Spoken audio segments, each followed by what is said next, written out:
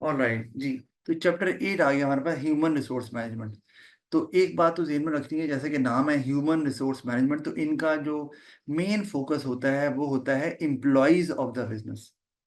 तो उनसे रिलेटेड जितने भी अफेयर्स होते हैं वो they are managed by HR manager या एचआर डायरेक्टर, जो ऊपर होता है सबसे, उससे नीचे एचआर मैनेजर या मैनेजर्स होते हैं।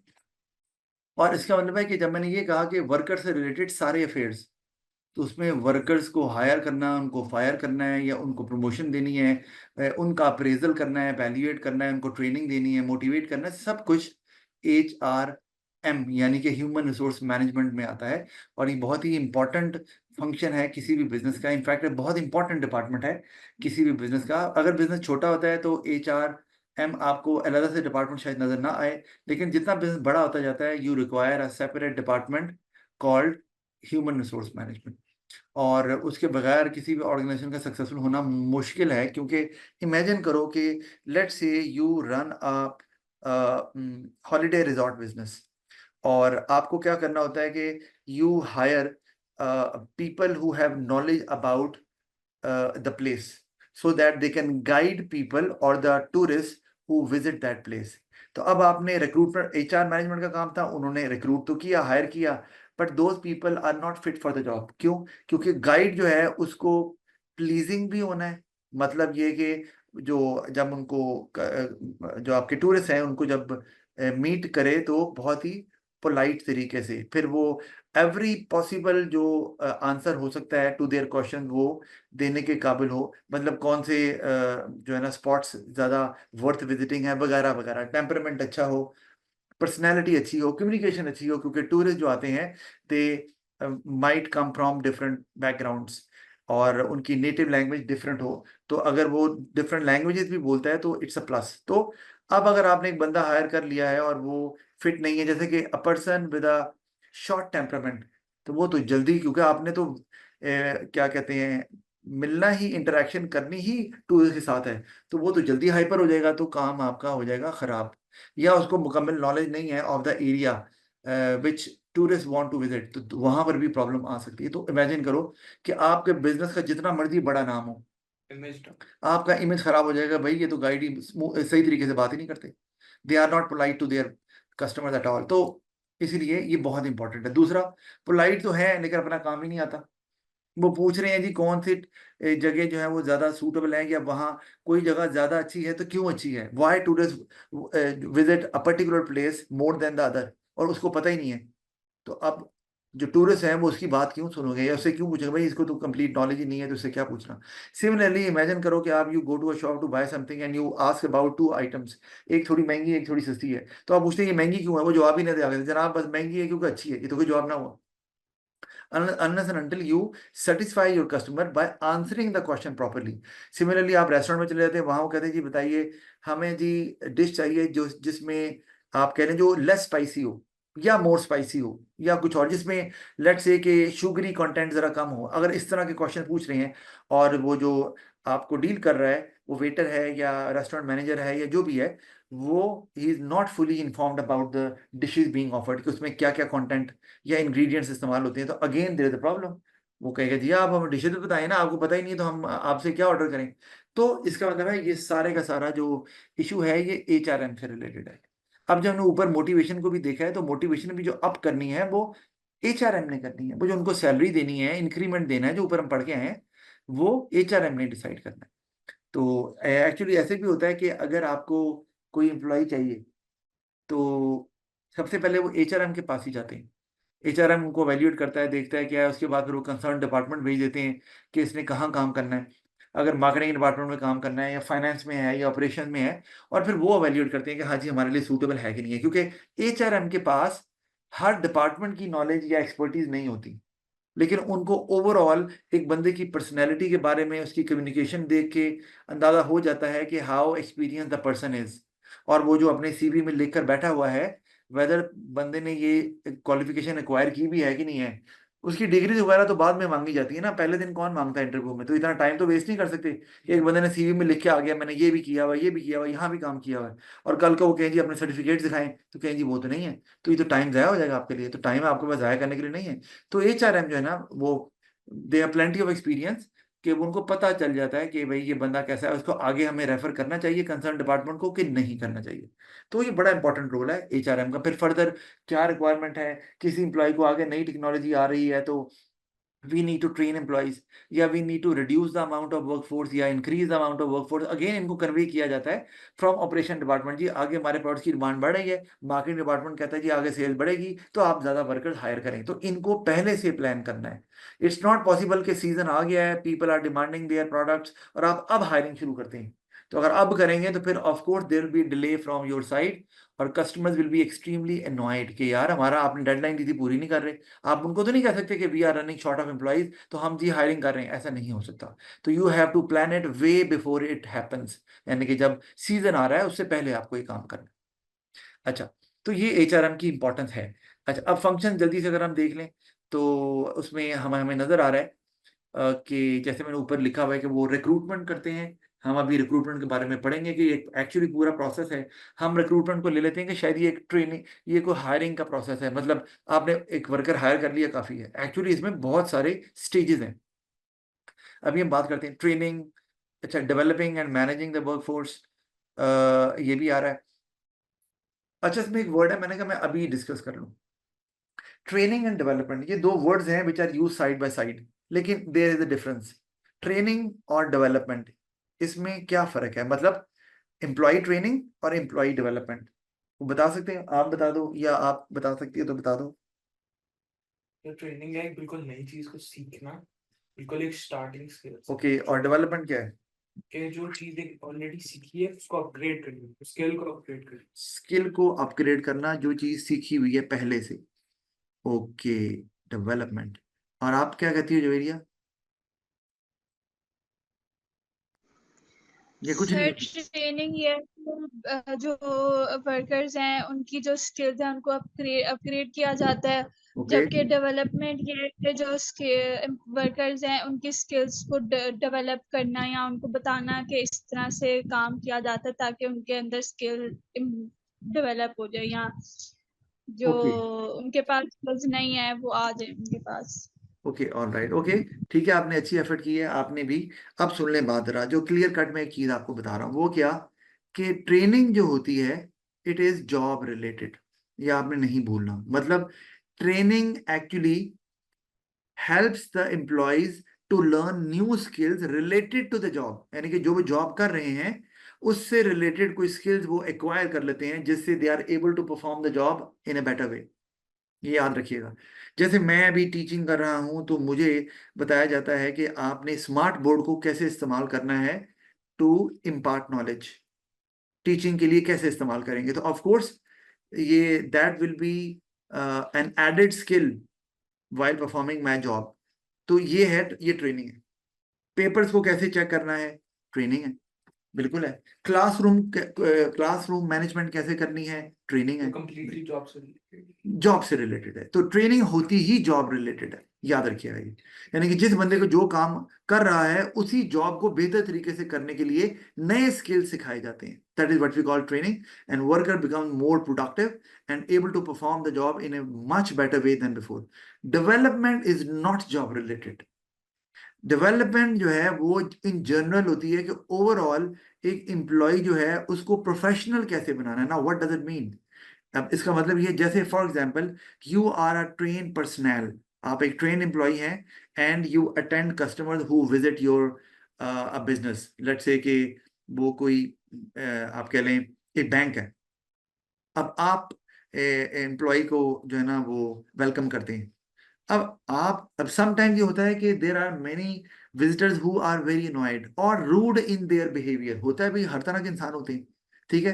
तो अब वो जल्दी से हाइपर हो रहे हैं, अब आपको क्या करना, आपको पता है कि आपका कसूर ही नहीं है, आते साथ ही बोलना शुरू हो गया है, तो you can not respond in the same way, it means this is controlling your temper. अब आपकी ट्रेनिंग हुई हुई है कि आपने कस्टमर को सारी इंफॉर्मेशन देनी है, आपने कस्टमर को, you have to make customer sit in a comfortable environment and provide every possible information to the customer. जो वो मांग रहा है, ये तो ट्रेनिंग में आ रहा है। डेवलपमेंट ये है कि अगर वर्कर रूड हो गया है बगैर वजह के, कोई वजह ही नहीं, अब ये आपकी स्किल तो नहीं है, ये जॉब रिलेटेड भी नहीं है, तो आपने how to control your anger, अपने टेम्परामेंट को किस तरह आपने लूज नहीं होने देना, और कैसे आपने उसको टैक्टफुली डील करना है। अच्छा, इसी तरह से you are working in a group और एज अ टीम, और there are certain employees you do not like, ठीक है, आपका उनसे नहीं पर्सनैलिटी क्लैशेस हैं, या देर आर सम इश्यूज, या वो आपके नेबर से और आपकी नेबर के साथ अच्छी नहीं बनती थी, now they are your group fellow, तो अब इशू आ गया। लेकिन इसका it is nothing to do with your training और योर स्किल्स, लेकिन अब आपको despite the fact that there is a personality clash, you have to work with them as a team. Why? Because your main aim is to achieve the common objective of the team given, क्या कहते हैं, of the business given to you as a team. तो आपको वो achieve करना है, तो अब आपने उनके साथ भी टैक्टफुली उनको हैंडल करना है, कि ज्यादा बात भी नहीं करनी है लेकिन उतनी बात भी करनी है जिससे आपकी जो टीम है उसके ऑब्जेक्टिव को अचीव करने में कोई प्रॉब्लम ना हो। ये डेवलपमेंट में आ रहा है। अच्छा, similarly you have some work stress, आप जो है नॉन स्टॉप काम करना पड़ रहा है, because let's say if season is there and peak season चल रहा है, और you do not have enough time to take rest, but still work stress के बावजूद जो है ना, it should not affect your efficiency. Still आप थके हुए हैं, लेकिन वो नजर नहीं आना चाहिए आपकी थकान में। ये भी डेवलपमेंट में ही आ रहा है एज अ प्रोफेशनल। आपको मैंने होता क्या है, थकन से ज्यादा आप जो है ना, वो नॉन सीरियस हो जाते हैं। आप जो है ना, you lose focus on the job, कि यार उस 10 घंटे 8 घंटे से काम करो, बस यार अब रिलैक्स करो, मेरे से नहीं होता, तो वो नहीं होना। अच्छा, इसी तरह you have some sort of family stress as well, back at your home there is someone who is ill, आपका बच्चा है, कोई बेटी है, कोई वाइफ है, कोई फादर है, जो भी है, but you won't allow that stress to interfere in your work efficiency और to affect your work efficiency. जब आप वर्क प्लेस पे आ गए हैं, तो you have to forget about it, you can't think about it, क्योंकि अगर आप उसके बारे में सोचेंगे तो आप अपने काम को अच्छे से नहीं कर पाएंगे। सो ये आप समझ लें, this is what we call development, ये याद रखिएगा। तो ट्रेनिंग डेवलपमेंट जो है वो आपको किसी भी किस्म के हालात से जो है वो निपटने के लिए, how to face adverse circumstances, आपको तैयार करती है। दिस इज डेवलपमेंट, ठीक है, इसके लिए भी आपको तैयार किया जाता है, बिल्कुल। तो अब जैसे क्लास के अंदर आपने कैसे पढ़ाना है, क्या करना है, ठीक है। अब कुछ बच्चे ही बहुत ऐसे हैं जो कि पढ़ना ही नहीं चाहते, तो आप क्या करें, आपकी टीचिंग तो वहीं रह गई, दरी की दरी, ना आपकी वो सुनेंगे, तो अब आप क्या करें, अब आपको उनको टैक्टफुली कैसे डील करना है, ये डेवलपमेंट में ही आएगा कि मुझे क्या करना है उनके लिए, तो मैं ताकि उनको बेहतर तरीके से डील कर सकूं। या अगर आपके पास पेरेंट्स आ गए हैं जो जो क्वाइट हाइपर है and they are not listening to you, तो अगेन आपको किस तरह कूल एंड काम रहना है। अच्छा, बहरहाल अगर मैं वैसे बात करूं क्लासरूम के अंदर मैनेजमेंट, वो वैसे ट्रेनिंग में ही आता है, डेवलपमेंट में नहीं आएगा, क्योंकि ये पार्ट ऑफ योर जॉब है to manage the class first, and then you have to teach every single student who is there in the class. तो ये, सॉरी मैंने डेवलपमेंट बोल दिया, ट्रेनिंग में ही है। हाँ, पेरेंट्स को डील करना है और उनके साथ कैसे टैक्टफुली डील करेंगे, even if their behaviour is somewhat rude, तो वो फिर डेवलपमेंट में आ जाएगा। और बाकी मैंने आपको बताई दी है, आपके कुलीग्स हैं, नहीं बनती, फिर भी आप उनको उनके साथ लेकर चल रहे हैं, और हजार किस्म के स्ट्रेस हैं, लेकिन you are not showing it, और it is not affecting your work performance. Like sir, ये डेवलपमेंट जॉब रिलेटेड है? डेवलपमेंट जॉब रिलेटेड नहीं है, ट्रेनिंग जॉब रिलेटेड, ओके, ठीक है। ट्रेनिंग जॉब रिलेटेड है। अच्छा, अब ये मैं आपको ऑनलाइन पढ़ा रहा हूँ, तो this is part of training. अगर देखा जाए कि ऑनलाइन सॉफ्टवेयर को किस तरह इस्तेमाल करना है टीचिंग के लिए, ये डेवलपमेंट नहीं है, ये याद रखिएगा। अच्छा, क्योंकि जॉब से रिलेटेड डायरेक्ट। अच्छा, अब आपकी कुलीग से नहीं बनती, इसमें आपकी जॉब का क्या ताल्लुक है? आपकी वो फैमिली में कोई प्रॉब्लम चल रहा है, इसमें आपकी जॉब का क्या ताल्लुक है? आपकी बॉस जो है बहुत रूड है आपसे, बात सही तरीके से नहीं करता, इससे आपकी जॉब का कोई ताल्लुक नहीं है। अच्छा, ठीक है, और इसके आप इसमें आपकी जॉब की स्किल्स काम भी नहीं आने वाली हैं आपकी, इसमें काम आने वाली है employee development. And there are many businesses who actually make an effort to develop their employees as well, कि एम्प्लॉयज कि कस्टमर जैसे मर्जी आके बात कर रहा है, जो भी कह रहा है, आप उनको रिस्पॉन्स दे रहे हैं इन ए पॉजिटिव वे, तो एक अच्छा जेस्चर जाता है, यार मैंने आगे बड़ा जो है ना शो डाला था, लेकिन मजाल है कि एम्प्लॉयज ने कुछ भी आगे से रिस्पॉन्ड किया, हम बड़े अच्छे तरीके से डील किया है, और वो एम्प्लॉय, उससे फायदा क्या होता है? वही एम्प्लॉय जो नाराज होके आता है आपके ऑफिस में या आपके बिजनेस के पास, वो बाहर जाता है और स्प्रेड करता है गुड वर्ड ऑफ माउथ कि यार इतने बुरे तरीके से मैं पेश आया, लेकिन उन्होंने फिर भी बिहेवियर मेरा बुरा था, उन्होंने अच्छा ही मेरे से सलूक किया। अच्छा, अब इसमें अगर गौर करें आप, तो जरा गौर करें, कॉमन फंक्शन में क्या आ रहा है? वर्कफोर्स प्लानिंग नजर आ रही है। हम इसको देखेंगे, लेकिन यही हम कवर कर लें ज्यादा से ज्यादा तो अच्छी बात है, हमें आगे फिर चैप्टर में जल्दी हम आगे मूव कर सकेंगे। वर्कफोर्स प्लानिंग आपने याद रखना है, मैंने जैसे पहले बताया, प्लानिंग किस चीज की होती है? Planning is always about future. तो अब प्लानिंग आपने करनी है किसकी? वर्कफोर्स की, कि आगे आने वाले वक्त में whether you require more workers और फ्यूअर वर्कर्स, ये डिपेंड करता है। अगर आपको लगता है कि your business is getting squeezed और the customers are going down, तो आप फिर वर्कर्स को कम करना चाहेंगे। और आपको लगता है your business is expanding, demand is increasing, now there are more number of customers than before, तो फिर आप बढ़ाएंगे अपने। अच्छा, इसी तरह ये तो हो गया वर्कफोर्स प्लानिंग में कि अमाउंट ऑफ वर्कर्स कितने चाहिए। एक है जो स्किल लेवल है वर्कर का, वो क्या चाहिए आपको, मतलब जो एग्जिस्टिंग स्किल वर्कर्स की है, whether you are satisfied with it. आपको लगता है नहीं, we need to further polish the skills of our workers, यार ये नई टेक्नोलॉजी आ रही है, ये तो हमें आनी ही चाहिए इनको, तो फिर ट्रेनिंग हो सकती है। जैसे मैं एग्जांपल देता हूँ, पाकिस्तान में आपको पता है अभी अगर इलेक्ट्रिकल व्हीकल्स की बात करें तो उसका कोई वो डोमिनेट नहीं कर रही पाकिस्तान की कार मार्केट को। बाहर के मुल्कों में अगर देखें, यूरोपियन मार्केट में, तो वहाँ डोमिनेट कर रही हैं और वहाँ ईवीज ही चलाई जा रही हैं, लोग वही ले रहे हैं। और उसकी बहुत सी वजूहत हैं।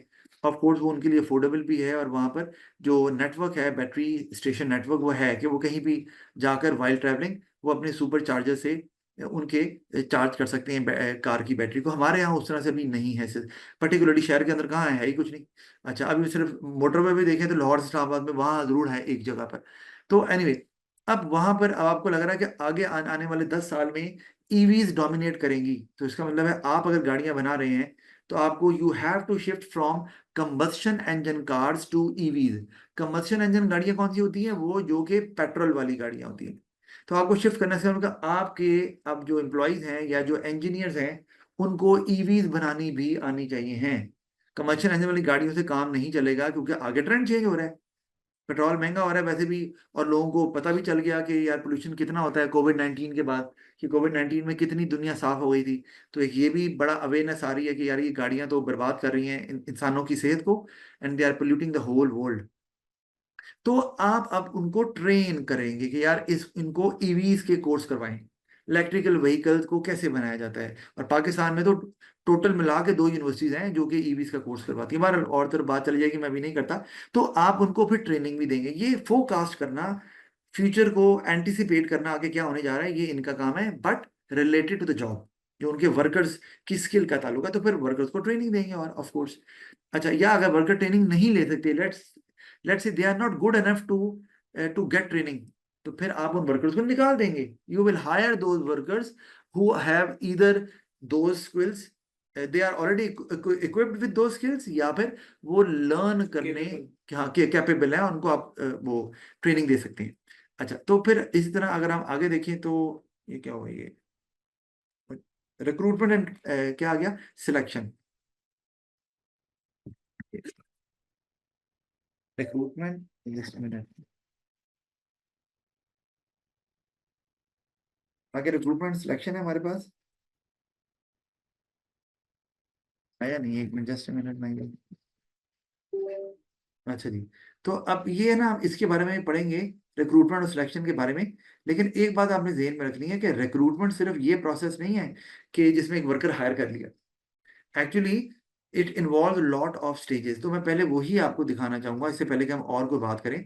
ये देखिए जरा, रिक्रूटमेंट का प्रोसेस जरा आप देख लो, सीधा मैं यहाँ लेके जा रहा हूँ, मैंने बनाया हुआ है। सबसे पहले क्या होता है, वैकेंसी अराइज होती है। वैकेंसी अराइज होने का, अराइज होती कैसे, मतलब there is a vacant post, मतलब there is a post available, job available, but there is no worker who can fill that vacant post, या उस जगह पर काम कर सकता है, ऐसा कोई नहीं है आपके पास। और वैकेंसी राइज होने की बहुत सी वजह होती है। एक, आप एक्सपैंड कर रहे हैं, आपका पुराना वर्कर छोड़ के चला गया है, या आपने निकाल दिया है because he was not working well, या he was neglecting his duties, या शी। तो आपने वैकेंसी राइज हुई सबसे पहले, तो एचआर जॉब एनालिसिस करेगा। ये भी हम यही बात कर लें। जॉब एनालिसिस होता है कि आप माइन्यूटली देखते हैं कि what this job demands, what sort of activities and task need to be performed in that job, ताकि आपको पता हो जो कैंडिडेट आप सिलेक्ट करेंगे वो क्या इन टास्क और एक्टिविटीज को परफॉर्म कर सकता है।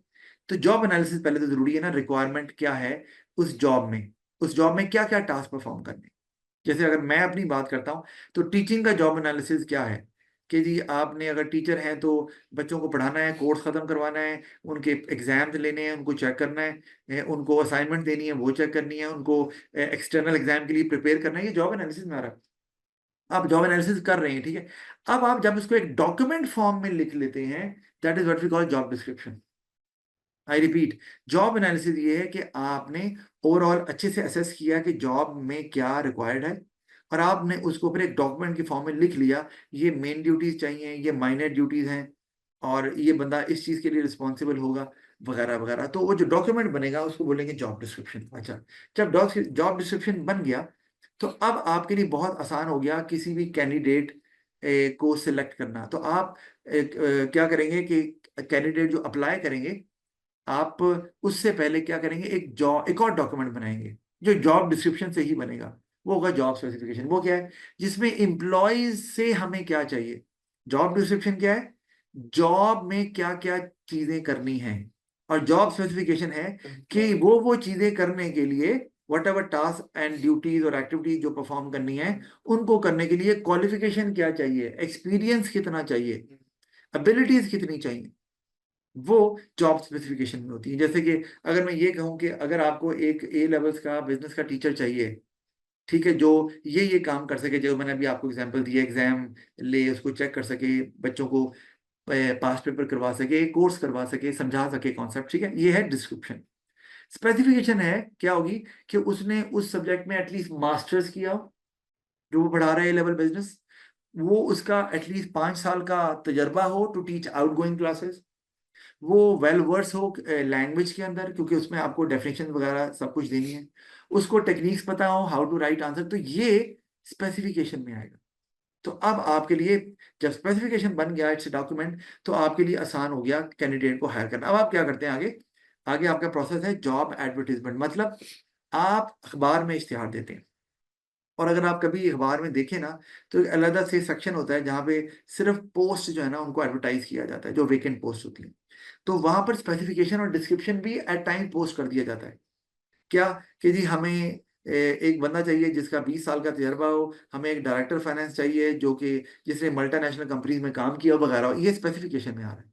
और डिस्क्रिप्शन में क्या होगा जी कि हाँ वो रिस्पॉन्सिबल टू, फिर ये लिखा होगा कि वो ये काम कर सके, वो डॉक्यूमेंट्स जो है ना उनको रीड कर सके, डॉक्यूमेंट्स बना सके, हमें फ्यूचर स्ट्रेटजीज डेवलप करके दे सके, वगैरह वगैरह, वो डिस्क्रिप्शन में आएगा। तो ये लिखा क्यों होता है कि इससे बहुत आसानी हो जाती है उन कैंडिडेट्स के लिए जो अप्लाई कर रहे हैं। उन्हें पता चल जाएगा whether we are capable of applying for that post और नॉट, कि यार उन्होंने तो 5 साल का तजर्बा मांगा है, मेरा 2 साल का है, मैं तो नहीं कर सकता अप्लाई। ऑफ कोर्स वो लेंगे नहीं यार, वो तो कह रहे हैं कि स्ट्रेटजीज भी डेवलप करें, मैंने तो आज तक एक भी स्ट्रेटजी डेवलप नहीं की। तो इससे एक तो सूटेबल कैंडिडेट्स अप्लाई करते हैं, और उसके बाद आपके लिए आसान हो जाता है मोस्ट सूटेबल कैंडिडेट को सिलेक्ट करना। अच्छा, जॉब एडवर्टाइजमेंट के बाद क्या हो रहा है, collection of CVs, application and shortlisting. अब लोगों ने सीवी सीवी आप समझते हैं ना, करिकुलम वाइटे, जो सीवी कैंडिडेट भेजते हैं उसमें एक्चुअली क्या होता है, आपका तजर्बा, आपने क्या क्या किया, आपकी कॉम्पिटेंसी, एबिलिटीज, कौन कौन सी लैंग्वेजेस बोलते हैं, वगैरह वगैरह। तो वो क्या करते हैं जब सीवी भेजा जाता है, तो सीवी को पता कैसे मैच करते हैं एचआर मैनेजर, जॉब स्पेसिफिकेशन से। क्यों, क्योंकि जॉब स्पेसिफिकेशन में लिखा होता है हमें क्या एबिलिटीज चाहिए, जो रिक्वायरमेंट है उस हाँ हमें कैंडिडेट की क्या रिक्वायरमेंट है हमारे लिए। तो आप सीवी से मैच करते हैं, जिनकी मैच हो रही है आप उनको इंटरव्यू के लिए बुला लेते हैं, और इसको हम बोलते हैं शॉर्ट लिस्टिंग। यानी कि अगर 100 कैंडिडेट्स ने अप्लाई किया है तो आपने 10 को कॉल कर लिया, तो इसका मतलब आपने शॉर्ट लिस्ट कर लिया। क्योंकि वो सबसे ज्यादा क्लोज है वो सब डिस्क्रिप्शन के। एग्जैक्टली वो आपकी जॉब स्पेसिफिकेशन से बहुत ज्यादा मैच कर रहे हैं उनका सीवी।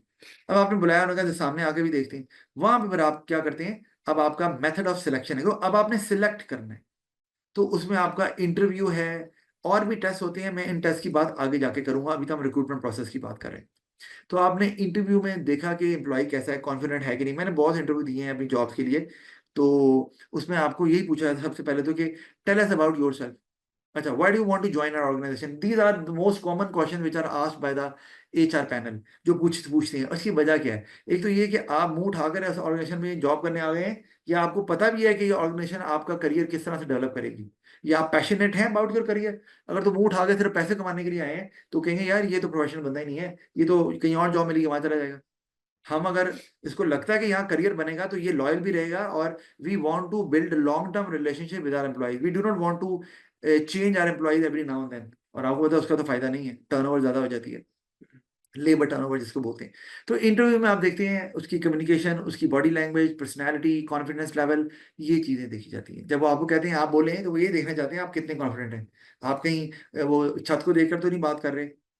तो while you are when you are talking your arms are folded, तो उससे भी लग रहा है कि आप थोड़ा सा जो है ना वो अपने आप को कंपोज कर रहे हो, and you are not that confident वगैरह वगैरह और चीजें। और ये भी कि सीवी में इतना कुछ लिखा हुआ है तो इतना कुछ है भी कि नहीं ये चीज की नहीं, क्योंकि आपके बोलने से पता चल जाएगा whether you have those degrees और नॉट, या आपने ऐसे ही फेक लिख दिया हुआ इसके ऊपर। क्योंकि वो लंबा प्रोसेस है, डिग्री मंगवाएं, उनको चेक करें, फिर ये देखें कि वाकई ये डिग्री जो है ना वो असली है भी कि नहीं। इतना कोई नहीं देखता आजकल। एचआर में तो आपको आसानी से पता चल जाता है कि whether the person has that much qualification, experience and expertise और नॉट। तो ये उनका काम है, दिन रात का उन्हें यही काम है। अच्छा, जब आपने क्या किया, इंटरव्यू किया या दूसरे कोई टेस्ट कर लिए, और तो उसके बाद आपने सिलेक्ट कर लिया ना एम्प्लॉय को, अब आप ट्रेनिंग देंगे, training related to your job. आपके सर जॉब ट्रेनिंग क्यों देनी है, वो तो आपने पहले से ही बंदा वो रखा है जो मोस्ट सुटेबल है। इसीलिए कि हर ऑर्गेनाइजेशन में जो काम करने का तरीका है, मेथड है, जो स्ट्रक्चर है उधर वो डिफरेंट होता है। वहाँ के सॉफ्टवेयर डिफरेंट हैं, the way of style different है, तो आपको वो सिखाने हैं उनको। और हम ये पढ़ेंगे आगे, इसको बोलते हैं इंडक्शन ट्रेनिंग। मतलब क्या, to get familiar with your colleagues, to get familiar with the working environment, ताकि आप डे वन से शाय फील ना करें और आप पहले दिन से ही अपने काम को अच्छे तरीके से कर सकें, तो वो आसानी होती है। तो वो फिर ट्रेनिंग दी जाती है, और फिर फाइनली उसको, ये पूरा प्रोसेस देखो कितना बड़ा है। और ये रिक्रूटमेंट प्रोसेस होता है, और उसमें टीम इन्वॉल्व होती है, इसमें टाइम भी लगता है, पैसा भी लगता है, because you need to have a separate team who would be involve in recruitment process. अच्छा, अब वापस चलते हैं। तो वो मैंने यहाँ कवर कर दिया, वो रिक्रूटमेंट एंड सिलेक्शन। तो इसका मतलब है, अगर मैं कहूँ रिक्रूटमेंट क्या है और सिलेक्शन क्या है, तो हम कहेंगे selection comes as a result of recruitment. यानी कि finally when a person is recruited, इसका मतलब है कि वो सिलेक्ट हुआ है, तो the end result of recruitment is selection, और उसके बाद फिर ट्रेनिंग होती है। ठीक है। अच्छा, अब ट्रेनिंग एंड डेवलपमेंट में पहले ही आपको फर्क बता चुका, तो मैं इसके बारे में बात नहीं कर रहा। फिर पे स्ट्रक्चर क्या होना चाहिए एम्प्लॉयज का, उनको क्या इंसेंटिव्स देने हैं। अच्छा, एम्प्लॉयमेंट को कॉन्ट्रैक्ट क्या देना है, ये मैं यही बात कर रहा हूँ क्योंकि आगे मैं बात इस पर नहीं करूंगा। ठीक है। Permanent employee, temporary, full and part time, तो ये डिफरेंट किस्म के कॉन्ट्रैक्ट्स होते हैं which businesses offer to their potential employees. तो परमानेंट एम्प्लॉय का मतलब यही है कि आपको जॉब मिल गई है, और वो यूजली होती है 9 to 5 की जॉब, यानी कि 8 hours in a day, 8 hours in a day. बाकी उनको 5 days a week, हमारे यहाँ वैसे 6 days a week भी हो जाता है, लेकिन जनरली जो है वो 5 days a week होता है, और 8 hours इन अ डे होता है।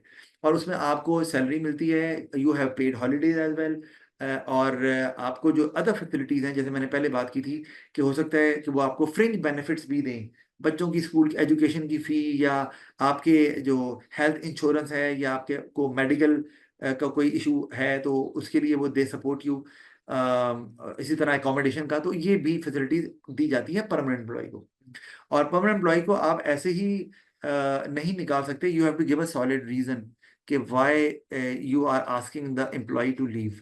तो परमानेंट में इस लिहाज से थोड़ी ज्यादा सिक्योरिटी होती है, जॉब सिक्योरिटी की बात कर रहा हूँ। तो देखा जाए तो मैस्लो के अंदर जो सेकंड टीयर ऑफ नीड्स हैं, लोअर ऑर्डर नीड्स में, वो यही है आपकी जॉब सिक्योरिटी। तो वो आप इस तरह करके भी लिख सकते हैं इसको, तो वो होती है। लेकिन टेम्पररी अगर बात करूं तो टेम्पररी कॉन्ट्रैक्ट होता है कि आपको दिया है for a certain time period. ठीक है, आपको दिया है तो वो टाइम पीरियड खत्म हो गया, आपका कॉन्ट्रैक्ट खत्म हो गया। अब अगर वो रिन्यू करते हैं तो फाइन, नहीं करते तो बात खत्म हो गया। अच्छा, अब ये जैसे मैं हूँ, I am a visiting teacher, I teach in different schools, तो मेरा कॉन्ट्रैक्ट टेम्परेरी ही होता है। मुझे जब कॉन्ट्रैक्ट दिया जाता है तो वो 1 साल का दिया जाता है, लिखा होता है कॉन्ट्रैक्ट के ऊपर, आप इतनी क्लासेस लेंगे, इतने पैसे देंगे, और हमारा कॉन्ट्रैक्ट यहाँ से लेके यहाँ तक है। ये और बात है कि वो हर साल रिन्यू कर देते हैं। ऑफकोर्स अगर एक एम्प्लॉय अच्छा परफॉर्म कर रहा है या टीचर अच्छा परफॉर्म कर रहा है, फीडबैक अच्छी है, रिजल्ट अच्छा है, तो फिर वो कंटिन्यू करते ही जाते हैं। लेकिन दे हैव द राइट, मैं नहीं कह सकता कि जी आपका जी हमने कॉन्ट्रैक्ट खत्म कर दिया तो मैं कहूँ क्यों किया, पूछ सकता हूँ फाइन, लेकिन दे हैव द राइट, मतलब मैं कोर्ट नहीं जा सकता। वरना नॉर्मली ये होता है कि अगर आपको निकाल दिया जाए विदाउट इन्फॉर्मिंग यू और विदाउट एनी रीजन, तो you can resort to labour courts. Pakistan में भी है, लेकिन यहाँ जाता कोई नहीं, क्योंकि हमारे यहाँ तो फैसले ही नहीं होते। तो वहां जाकर वो अपने केस को पुटअप कर सकते हैं कि जी मुझे निकाला गया विदाउट एनी रीजन, मुझे कोई नोटिस भी नहीं दिया गया। तो वो केस चल सकता है, और उसमें हो सकता है काफी ज्यादा जो है ना वो फाइन देना पड़ जाए, बिजनेस को उल्टा। तो हमारे यहाँ Compensation. हाँ, कॉम्पनसेशन के तौर पे। तो वहाँ वहाँ यहाँ नहीं होता। तो वैसे भी किसी को नौकरी से निकाला जाए तो एक रेपुटेशन का भी तो मामला होता है ना, वो एम्प्लॉय को निकाल दिया, क्यों निकाला, ठीक है ना। लेकिन ये टेम्परेरी कॉन्ट्रैक्ट में होता ही नहीं, टेम्परेरी तो है ही आपका कि इतने देर तक है, उसमें निकाला थोड़ी खत्म हो गया, अब हमने रिन्यू नहीं करना। ये नॉर्मली सीजनल प्रोडक्ट्स के साथ भी होता है, जैसे कि कोई फ्रूट फैक्ट्री है तो आपको एक प्रोक्योरमेंट मैनेजर रखा हुआ है जो कि पिक करके लाता है मार्केट से बेस्ट फ्रूट्स, ताकि अच्छे आप जूसेस वगैरह बना सकें। वो भी टेम्परेरी होता है, वो सीजन चला गया फ्रूट्स का तो आपका कॉन्ट्रैक्ट खत्म हो गया, अगले साल हो सकता है आपको दोबारा हायर कर लें। तो ये एम्प्लॉयमेंट कॉन्ट्रैक्ट में जो full and part time contract होता है ना, आपने याद रखना है कि पार्ट टाइम कॉन्ट्रैक्ट का मतलब है कि आप सारे दिन के लिए नहीं आते। मैंने आपको जैसे कहा कि अगर एक फुल टाइम परमानेंट एम्प्लॉई है तो इसका मतलब एक तो उसकी जॉब पक्की है, ठीक है। अब वो 1 साल के लिए जॉब नहीं है, वो है जब तक चल रहा है बिजनेस वो भी काम कर रहा है, अनलेस एंड अनटिल कुछ ऐसा वो कर ले जो कि अगेंस्ट द कंपनी पॉलिसीज है, तो फिर उसके खिलाफ डिसिप्लिनरी एक्शन लिया जा सकता है। अदरवाइज वो काम करता रहता है। लेकिन वो 8 घंटे काम कर रहा है, लेकिन एक पार्ट टाइम भी काम कर सकता है, नहीं कि है तो परमानेंट, लेकिन वो आता सिर्फ 3 घंटे के लिए, ये 4 घंटे के लिए, उसकी कुछ उसका काम ही इतना है, उससे ज्यादा है नहीं। तो वो उसको उतने टाइम के लिए रखा हुआ है, तो वो भी परमानेंट कहलाएगा।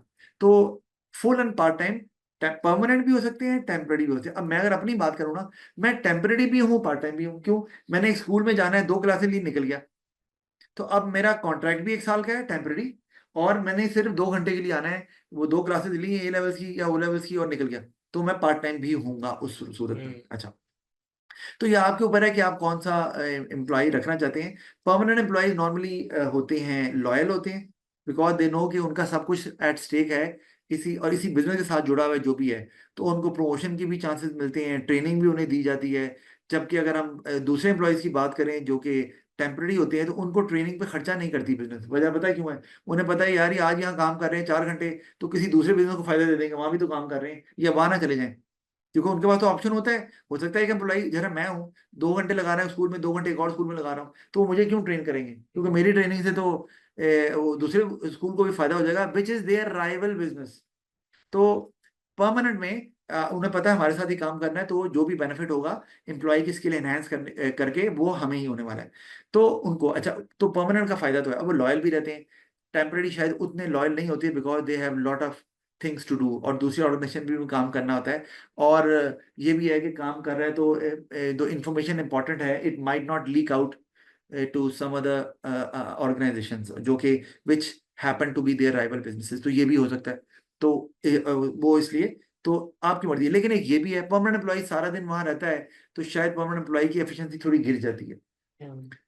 टेम्पररी एम्प्लॉय जो आता है, या जो पार्ट टाइम एम्प्लॉय की मैं पर्टिकुलरली बात करूं, जो कम घंटे के लिए काम कर रहा है, टेम्पररी अगर नहीं भी है, अगर पार्ट टाइम भी है, तो वो पूरे टाइम में एक्टिव रहता है, उसे पता है मैंने 2 ही घंटे काम करना है, वैरायटी आ जाती है तो if I put all my effort तो कोई प्रॉब्लम नहीं है।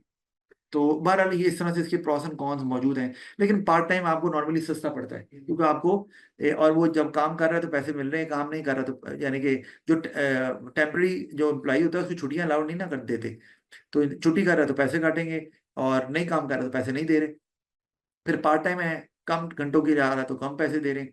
वरना परमानेंट में तो ये है ना, काम नहीं भी है तो पैसे देने पड़ रहे हैं, परमानेंट में तो यही है। तो वो फिर आपको कॉस्टली भी पड़ सकता है। अच्छा, फिर आगे देखें तो मयरिंग एंड मॉनिटरिंग स्टाफ परफॉर्मेंस, मैंने आपको बताया ये इन्हीं का काम है।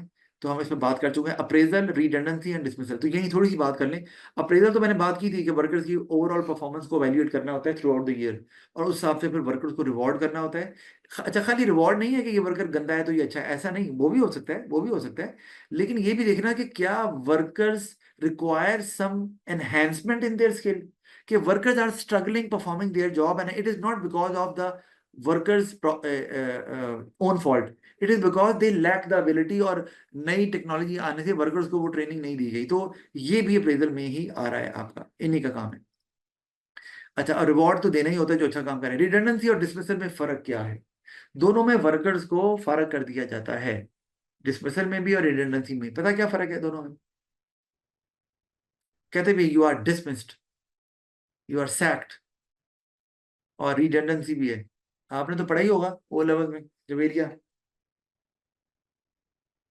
नहीं? सर डिसमिसल का मतलब होता है कि किसी एम्प्लॉय को या वर्कर को किसी गलती की वजह से डिसमिस कर देना या फायर कर देना। ओके। रिडंडेंसी होता है कि जब आपके पास आपकी प्रोडक्शन एक टारगेट को फुलफिल कर रही है तो आप किसी भी एम्प्लॉय को जो काम नहीं कर रहे हैं उसको आप कहें कि नहीं आपके लिए यहाँ पे जॉब नहीं है। तो वो भी तो जॉब नहीं है। हाँ, कुछ कुछ आपने मुझे काफी बेहतर तो बताया है, लेकिन उसको भी तो वो काम नहीं कर रहा क्योंकि आपकी अब जरूरत नहीं है, ये कहना चाह रही हो ना आप? जी। Okay, all right, good, very good, I appreciate your effort. तो रिडंडेंसी की जाती है when an employee is asked to leave the job not because of the fault of the employee. और क्यों किया जाता है? Because that job no longer exist, या that job does not exist any longer, जो यानी कि वैकेंसी है वो खत्म हो गई। एग्जैक्टली वो वैकेंसी रहती नहीं, वो पोस्ट ही नहीं रहती, वैकेंसी नहीं, पोस्ट ही नहीं रहती। वैकेंसी का तो मतलब है खाली जगह है। अब जैसे मैं स्कूल में जाता हूँ, उन्होंने कहा सर हमने बिजनेस सब्जेक्ट ऑफर करना छोड़ दिया, ठीक है, अब मेरा तो कसूर नहीं। अब जब बिजनेस सब्जेक्ट ऑफर ही नहीं हो रहा तो बिजनेस टीचर का उन्होंने क्या करना है? इसका मतलब है कि बिजनेस के टीचर की पोस्ट अब वहां पर है ही नहीं, तो मुझे वो कहेंगे जी सलाम अलैकुम। तो ये मुझे रिडंडेंट किया जाएगा, या सर हम अपनी एक ब्रांच को क्लोज कर रहे हैं और जहां मैं पढ़ाता था तो मैं वहां काम कैसे करूंगा जब ब्रांच ही नहीं है, तो जॉब भी नहीं है, तो job is no longer available. अच्छा, तो फिर डिसमिसल में ये है कि that always happens when there is a disciplinary issue. आपने याद रखना है, डिसिप्लिनरी इशू का मतलब होता है कि clear guideline is given to the employees, okay, that, और गाइडलाइन में क्या होता है कि बताया जाता है डूज एंड डोंट्स, कि आप क्या कर सकते हैं और क्या नहीं कर सकते, व्हाट आर योर बाउंड्रीज, ठीक है, और when an action can be taken against you. तो आपको एक बकायदा से पूरा वो अगर आप कुछ ऐसा करते हैं which is against the rules और लॉज ऑफ द ऑर्गेनाइजेशन, तो आपके खिलाफ फिर एक्शन लिया जाता है। This is that is what we call disciplinary action. तो वो आप अगर उसको ब्रेक करते हैं और even time and again you are not actually listening to your boss और योर मैनेजर और ये जो भी है, और you are doing it again again, जैसे कि for example you are coming late to your work place despite being warned multiple times, तो भाई फिर आपको फारग ही करेंगे ना, और क्या करेंगे? तो फिर हम कहेंगे you are dismissed, you are sacked, you are fired. ये तीनों वर्ड इस्तेमाल हो सकते हैं, और ये एम्प्लॉय के लिए ही होते हैं। और ये बिल्कुल भी अच्छा नहीं होता किसी भी एम्प्लॉय के लिए, क्योंकि जब वो कहीं और जॉब करने जाएगा तो वो कहेगा भाई मुझे आप पहले अपना एक एक्सपीरियंस लेटर दें जहां पहले काम करते थे, तो वो दे तो देंगे हाँ जी ये काम करता था, लेकिन हमने इसको निकाला है because of his misleads, because he was neglecting और शी वॉज निगलेक्टिंग हिज और her duty, not coming on, जो भी आप कह सकते हैं। तो वो एक बहुत बैड इंप्रेशन पड़ता है और उससे फिर कहीं और जॉब मिलना मुश्किल हो जाता है। अच्छा, इसीलिए मैं आपको बताऊं कि जब किसी एम्प्लॉय को रिडंडेंट किया जाता है, तो I am telling you with my experience, redundant किया जाता है तो एम्प्लॉय को थोड़ा to be on the safe side, क्योंकि उसका कसूर तो नहीं होता, उसको एक एक्सपीरियंस लेटर दिया जाता है और उसमें इस एम्प्लॉय की प्रेज किया जाता है कि ये बहुत अच्छे एम्प्लॉय थे, हमारे लिए बहुत अच्छा काम किया। ये नहीं लिखते कि हमने इनको निकाल दिया, नहीं नहीं, ताकि वो एम्प्लॉय कहीं भी और अगर जाए तो एडजस्ट हो जाए, क्योंकि वो जो दूसरी ऑर्गेनाइजेशन थी जहां वो काम कर रहा था, उन्होंने इन गुड फेथ लिख कर दिया है कि यार ये अच्छा एम्प्लॉय था। तो वो उनको फिर लिख के देते हैं, क्योंकि उस बेचारे का तो कसूर नहीं है। अच्छा, आगे आ गया इंडस्ट्रियल रिलेशन। अच्छा, इसको समझ लें। इंडस्ट्रियल रिलेशंस आपने याद रखना है, आपने बताया भी था, हमने पहले बात की हुई इसके ऊपर। तो ये क्या होता है? इंडस्ट्रियल रिलेशन का मतलब है relationship between management and trade union और वर्कर्स।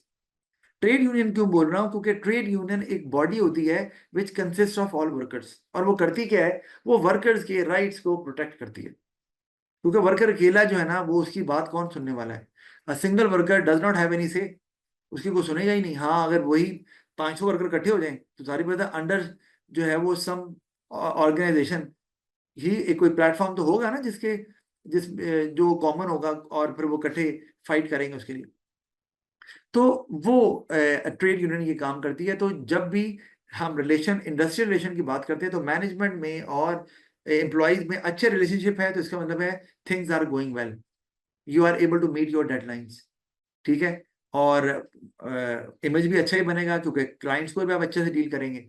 तो ये भी एचआर का काम है, क्योंकि अगर रिलेशनशिप अच्छे नहीं है तो ऑफ कोर्स जो एम्प्लॉयज हैं वो फिर काम अच्छे से नहीं कर पाएंगे। इवन के ये भी होता है कि जो ट्रेड यूनियन होती है, क्योंकि वो कंसिस्टिंग ऑफ ऑल वर्कर्स होती है and it has a certain power, वो वर्कर तो कहती है काम नहीं करना, छोड़ दो टेम्पररी। अब देखो ना, आप एक आधा वर्कर कहे जी मैं काम नहीं करना, तो वो तो उसको निकाल देंगे, समझ आती है। अब 500 वर्कर इकट्ठा कह दे हमने काम नहीं करना, तो वो कैसे किसके उसको निकालेंगे? 500 को निकाल देंगे तो नए 500 वर्कर रखने में कितनी टाइम लगेगा? वो मुमकिन नहीं है। एंड पर्टिकुलरली अगर पीक सीजन चल रहा है, फिर तो पॉसिबल ही नहीं है। तो वहां पे फिर प्रोटेक्शन है। तो इसीलिए ये एचआर का काम है कि वर्कर से या वर्कर्स के ग्रुप से या ट्रेड यूनियन से बनाकर रखे, ताकि कोई ऐसा प्रॉब्लम ना आए जिसमें कोई क्लैशेज आए, और क्योंकि क्लैश आने की वजह से बिजनेस को नुकसान होगा, प्रोडक्टिविटी लो होगी, ऑर्डर्स टाइम पर नहीं बनेंगे, इमेज खराब हो जाएगा। बेसिकली सेल बिजनेस और वर्कर के बीच में लिंक है। लिंक, जी, तो लिंक बनाना है एचआर ने। अच्छा, फिर है इन्वॉल्विंग ऑल मैनेजर्स इन staff development, being everybody responsible, ये मैंने बताया था। स्टाफ डेवलपमेंट जब आपने हर एक को कर दी, तो हर स्टाफ हर तरह की सिचुएशन के लिए तैयार है। वो ये नहीं कहेगा कि मेरी जॉब में ये आ नहीं रहा, मुझे तो ये जॉब की स्किल आती है। नो, अब आप एक प्रोफेशनल एम्प्लॉई हैं, जहां भी काम कर रहे हैं, तो आपको कहीं पर भी जाना है, प्रोफेशनली डील करना है। अच्छा, एम्प्लॉय मोरल एंड वेलफेयर, और ये भी इन्हीं का काम है कि एम्प्लॉय का जो मोरल है ना, मोरल से क्या मुराद है? स्पिरिट, वो अप रहे, ताकि वो अपने फुल पोटेंशियल पे फुल एनर्जी के साथ जो है वो काम कर सके। तो उसके लिए अगर बिजनेस कुछ ऐसा कर रहा है जिससे लग रहा है कि business is spending for our benefit, health and safety का ख्याल रख रहा है, जैसे नए एसी लगा दिए, नई बिल्डिंग बनाई है ताकि हाइजेनिक कंडीशन प्रोवाइड कर सके वर्कर्स को, वर्कर्स के लिए आपने ये कह लो कि हाइजेनिक वॉशिंग फैसिलिटी दी हुई है, अच्छे वॉशरूम बना दिए हैं, जो पहले इतनी अच्छी सैनिटेशन की फैसिलिटी इतनी अच्छी नहीं थी, तो वगैरह वगैरह। तो ये आपके मोरल को और वेलफेयर को बेहतर करना भी, एम्प्लॉय मोरल वेलफेयर ये जरूरी है, क्योंकि it leads to motivation, good word of mouth is spread, और लो लेबर टर्नओवर भी आती है, एम्प्लॉय वहीं पे काम करना चाहेंगे हर सूरत में। अच्छा, अब ये आज के लिए इतना ही है। अब आपको ये करना है कि अब ये recruitment and selection, job analysis, job description, job specification, ये आपने खुद पढ़ना है, Okay. और इंटरनल रिक्रूटमेंट तक ये आप खुद से देख लीजिएगा। कुछ एक दो सवाल कल पूछूंगा, और फिर हम आगे चलेंगे, और सवाल जरूर कर लीजिएगा। खुदा हाफिज।